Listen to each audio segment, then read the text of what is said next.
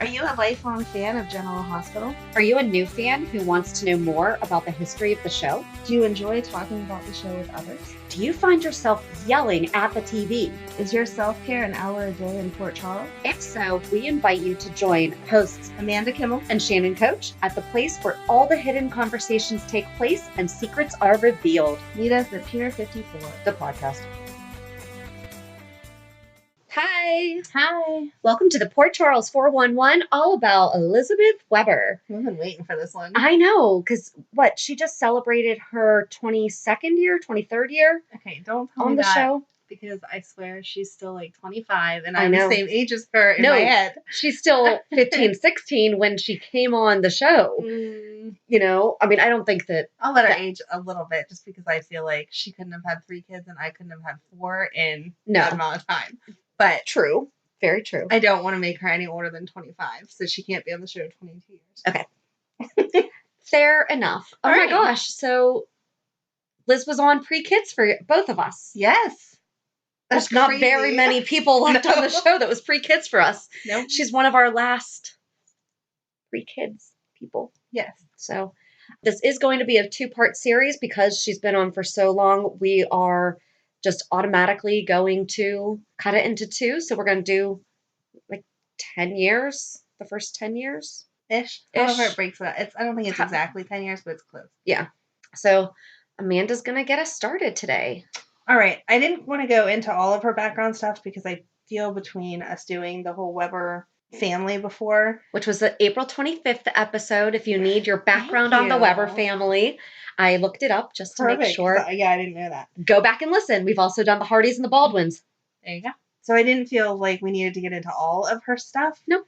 But I will tell you like how she came to Port Charles. On a more personal like actress note, in January of 2011, they tried to write Elizabeth out and said they were done with her and they were going to make her storyline show her leaving. And all of the fans protested so much that they kept her. So that is how we have our Elizabeth. Did they say what the storyline was that was going to be her end?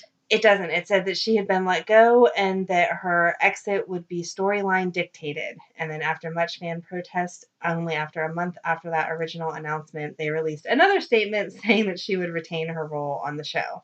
And then they went on to make the comment about how, like, we always get upset when someone's leaving, but then it dies down within a couple of days. And this was something the fans would not let go of. So they had to keep her. Which is awesome. I mean... And that was pre-social media, really. That was 2011. Yeah. Which, I mean, we had social media, but by no means not the way where we are now. today. Right. You know, I was playing Farmville in 2011. That's what you did for Facebook, right? You didn't use it for... I guess I did belong then. I was going to say, I don't even know that I belonged to Facebook then, but I did. Do you have some corn you have to go harvest? I don't. I never played that game. I refused. Oh, it was addicting.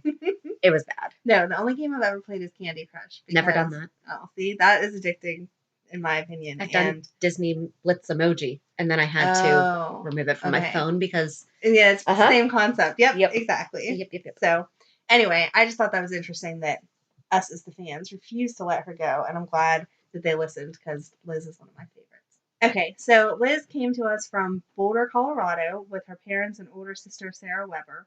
While growing up in Boulder, Elizabeth said she never received much attention, or as much attention as her sister. And so she rebelled and got in trouble as a means of getting attention. Mm-hmm. And then her parents ended up moving to, I can't say it. Sarajevo. I want to make it Jarvo. I mess it up. I know I do. So thanks. To work as doctors there, leaving Elizabeth no choice but to live with her grandma. So that's how we got her. And we talked about this a little while ago. Because it was her anniversary of her entrance was her sitting on the front porch swing smoking a cigarette as Sarah walked up. Right. I still see it in my head. Because she was such a bad girl. She was. And we didn't have bad girl. Not younger. Yeah, right. There were no bad girl teens at that point. No. Everyone, like Emily was around and she was perfect. Right. And when Sarah came on, she was perfect. Yep. Because she came on a couple weeks before Liz, right? Yeah, she was on first. Yeah. Yep. So...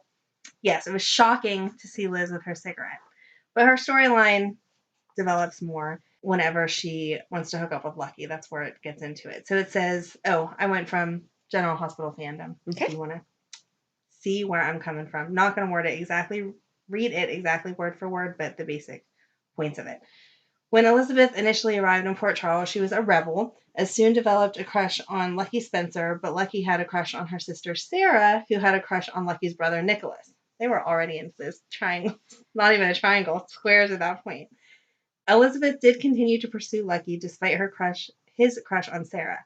She went so far to invite him to the Valentine's Day dance at school.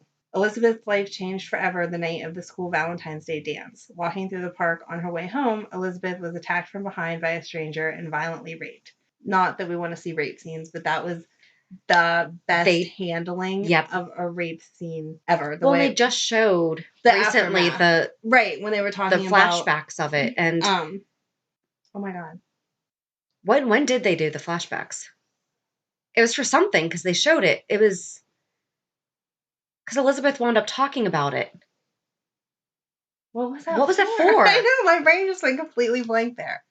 Was it Gail's reading of Gail's will? Was that it? Was it during the scavenger hunt thing? I think it was. Oh, right, because we talked about seeing all the different older rooms and how they've changed now. I could be totally wrong, but I'm pretty sure that now that you say that. But yeah, in my mind, like I can see it, but I couldn't picture where it was. No, but we talked about this before. They did an amazing job bringing the awareness, and I believe that it was like one of the first times that they actually did like the rape kit and everything on TV or something. Mm-hmm. Right, because we had talked about at that time was whenever Grey's had just done that rape storyline. Yes. And we talked about how they went through very thoroughly. Yep. And it paralleled this that was so many years before that. Yep. Anyway, back to the point. It was Lucky who became a pillar of support and helped her in her quest to find and identify her rapist. At one point, she traced down the wrong man and accidentally stabbed Lucky in her attempt to seek justice. Lucky forgave her, and he teamed up with Nicholas to rescue Elizabeth and Emily after the man that had raped Elizabeth held both young women at gunpoint. By this time, Elizabeth and Lucky realized that they were deeply in love with each other and set their sights on a future together. Elizabeth was surprised when Lucky suggested she attend an art school in New York City. She was hesitant until Lucky promised that he would go to New York with her. I loved her in her art stages, and he was so cute. Lucky surprised Elizabeth when he brought her a new dress and hinted at a big Valentine's Day surprise. The following year, obviously. Or I guess that was 2 years later. When Valentine's Day arrived, Lucky took Elizabeth to a romantic empty church, and they vowed to love each other forever. In April 1999, Liz was grief-stricken when Lucky was presumed dead after his apartment caught fire. In the months ahead, Liz became close friends with Jason Morgan, who helped her deal with the loss of her first love. I never realized how young they were in that church. I didn't either. I thought they actually got married then. Yeah, I guess that was just the promises, but they were really young for that. Aww. In 2000, Luke and Laura discovered that Lucky was alive. He had been held captive by Helena Cassadine and brainwashed into believing that he did not love Elizabeth. Lucky pretended to love Elizabeth because he still cared about her happiness, and they became engaged. The wedding was called off after she realized this. Elizabeth moved on and quickly fell in love and married Rick Lansing. We talked about that before, too. That was, like, super fast. And there's a difference between marrying someone who is your age and marrying someone that is significantly older than you in a minute. Yes. Quickly. That should be, like, highlighted. That wasn't Jonathan Jackson, was it? It doesn't tell me in my story. Okay. I don't think it was. We're so going to have to do a recap on Lucky, because we talk about him way too much. We might be a little in love, but that's okay. Just a bit. Elizabeth discovers she is pregnant, but she miscarries, leading Rick to blame it on his brother, Sonny Corinthos.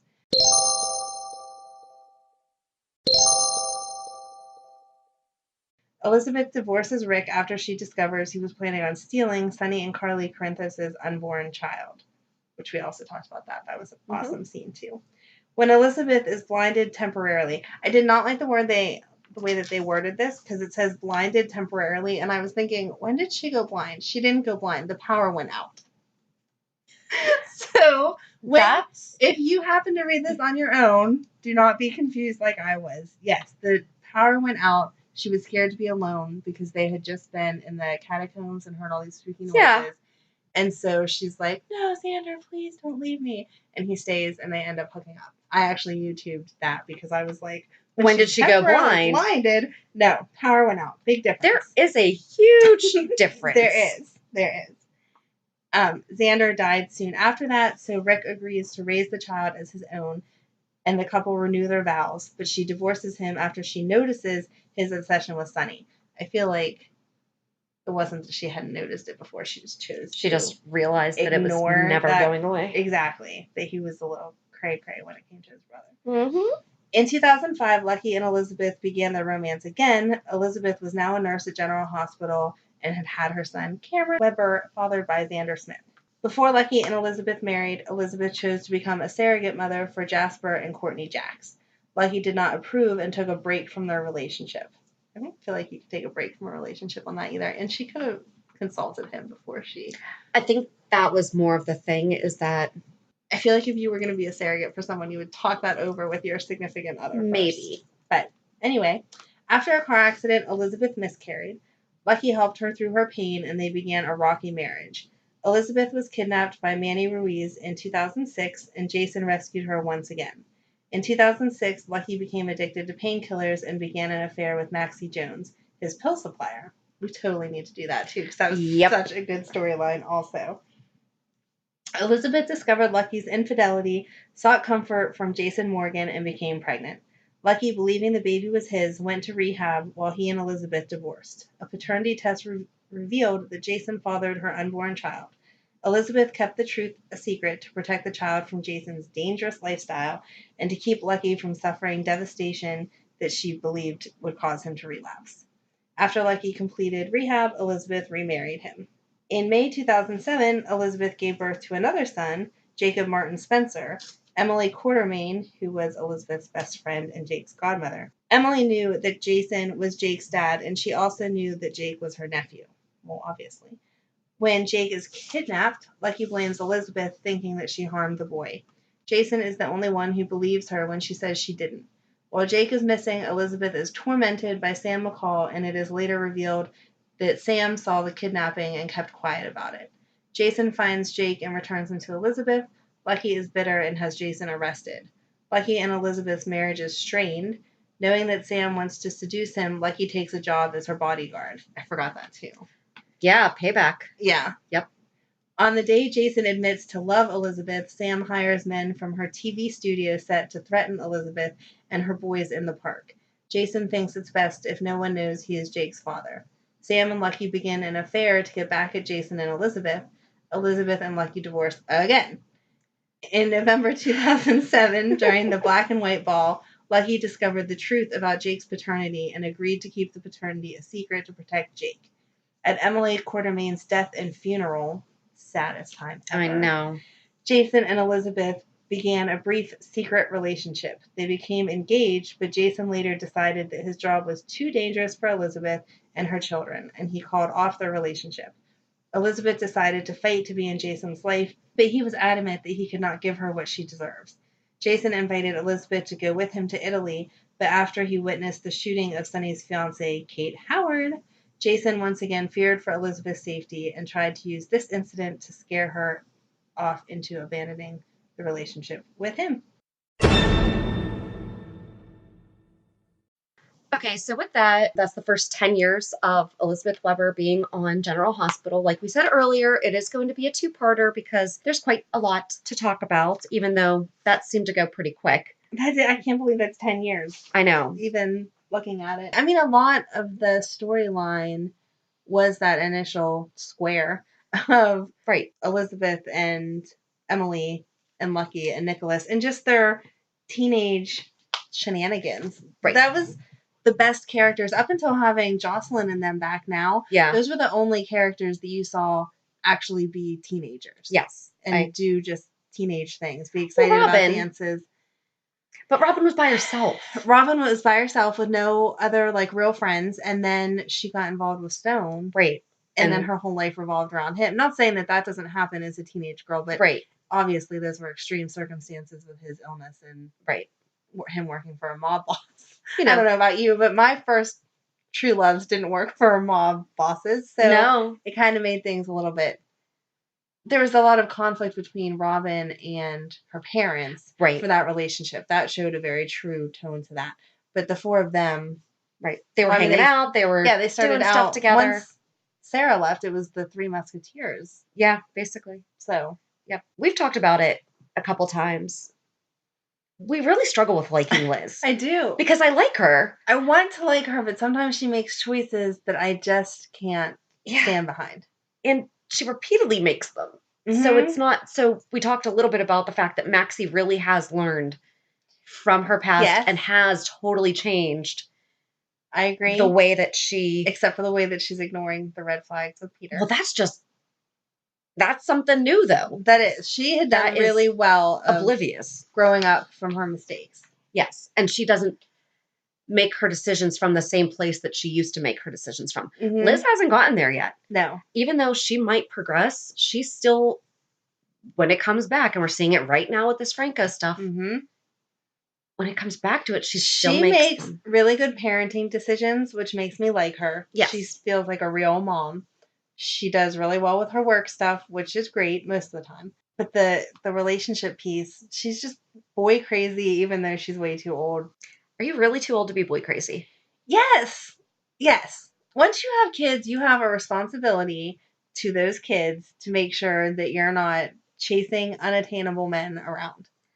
But I don't think that she's ever... See, I wouldn't say she's boy crazy. Boy crazy for me, she wound up being in relationships with guys.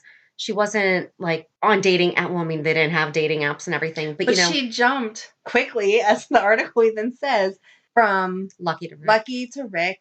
Then Jason was always there in the background. She was divorced from Lucky how many times? I just feel like when she wants to be with someone, she invests way too much of herself. So we need Liz to be okay by herself for a little while. Yes. I don't think that's going to happen. I know. I don't want anything to happen to Franco. Like, I want him to come back. Even if Franco leaves, I don't see Liz being alone. Then she'll develop a crush on Lulu's new man, or I don't even know who. Oh. I mean, think about it. Even though she's been alone, she's been a single mom for a really long time. Yeah. She has never not had someone that she was pursuing. Well, it's also a soap opera. That's kind of the thing. But they leave other people alone. We were just talking about it's about time, Michael, to have someone for Bobby. And I know those are, Bobby's older. Bobby's had her scandals. She has. Mm-hmm. I'm not saying that she hasn't. I just mean... I don't know. That's my issue with her. I feel like she's boy crazy. Maybe that's not the exact right description, but she invests too much of herself in unreliable men. So this leads us to us asking you what you think about Liz, because do you struggle with liking her? Do you... And please, we do not want to do the ship wars. Don't say anything nasty. We don't attack characters. We don't attack... We talk about the writing's horrible, and we talk about we don't like some of the decisions, but we never straight attack the character or the actors, because... Right. No, it's definitely not the actress. No. I love her. It's definitely not the way that she's portraying something. No. I just feel like they keep writing her character to be boy crazy, and that's why she's not my favorite. Yeah. She's my favorite love to hate, I guess. It's... Because I do like her. Like, I would be really, really, really sad to see her go. Oh, yeah. But it's almost like Tracy. Yes. Yeah. Couldn't stand 90% of the stuff that Tracy did. Right. But you're right. I mean, she loves those boys more than anything, and there is not a single decision that she makes that she does not think of them first. Right. Truly, even in her boy craziness, I do think that she's always kept the boy's best interest. No? She just does things differently than I would do. Okay. That's all. Okay. Fair enough. But so tell us on either Instagram or Twitter, or you can always email us at pure54podcast@gmail.com, and maybe even let us know your favorite Liz memory. I mean, we talked about a couple things that we enjoyed, or, what's just the one thing from the past 23 years of Liz that you just remember, when you hear Liz Weber, what's that thing that you think of? I think of the boxcar. I think of her and Lucky in the boxcar. Yes. What do you think of? I like that one. I think of her older. I mean, I love the Lucky scenes, Mhm. but I think of her older and trying to be with Jason. Okay. And just how lost she was in that. It was all good scenes, but I Mhm. felt like even back then it was like, Liz, just walk away. He's not meant for you. Yeah. They have a hardcore following, though. They do. They have I a know really they do. hardcore following. I just feel like he was always meant to be with Sam. And They've always been each other's backups. They were never each other's first choices. right, And it's like Kim and Julian. I'm not saying that they don't really like each other, but Kim always wanted to be with Drew instead. Right. And so I feel like Liz has always put way more into the Jason relationships than Jason has. Not to say he wasn't a good friend to her. Their friendship was solid. And not to say he didn't mean it when he said he loved her and like wanted to marry her and everything. Absolutely. He probably did. I just feel like it was not a 50-50 relationship. Mm-hmm. So I agree.